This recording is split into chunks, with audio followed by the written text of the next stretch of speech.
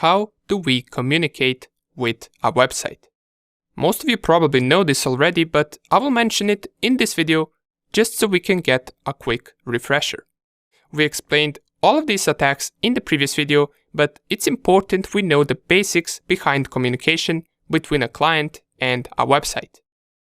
So we send requests and receive pages back with the help of HTTP requests and HTTP responses. HTTP request is something that we send to the website once we want to get a certain web page from that website.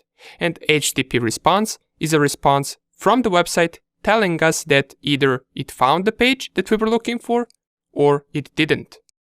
HTTP response also contains an HTML code of that web page that we requested. Now, this would be a basic explanation of the process, but let us also take a look at how an HTTP request and an HTTP response look like. So, if we take a look at this image right here, in the red letters, we can see HTTP request to some web page, while in the blue letters, we see an HTTP response. Let us focus first on HTTP request. So, some of the known fields from the HTTP request would be ones you see in the image. We got hosts, and that field defines the website domain that you're searching for. Sometimes this field can also have a port number, due to web servers sometimes hosting more than one website.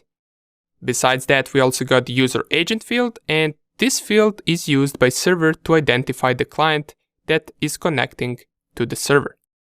By identifying, I mean it will usually identify the web browser that the client is using.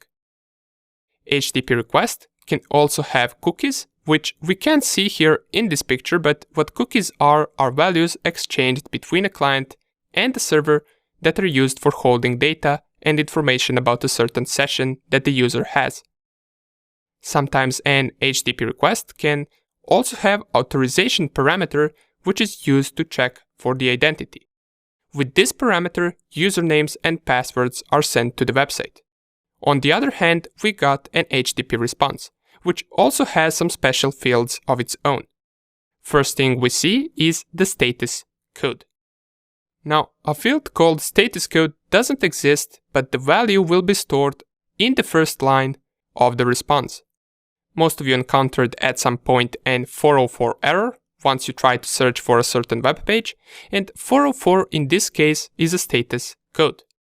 In this picture, we can see a status code of 200, which indicates that the page exists and that we loaded it successfully. Besides this, we got set cookie field, and this field, if defined, will establish values of cookies to the client.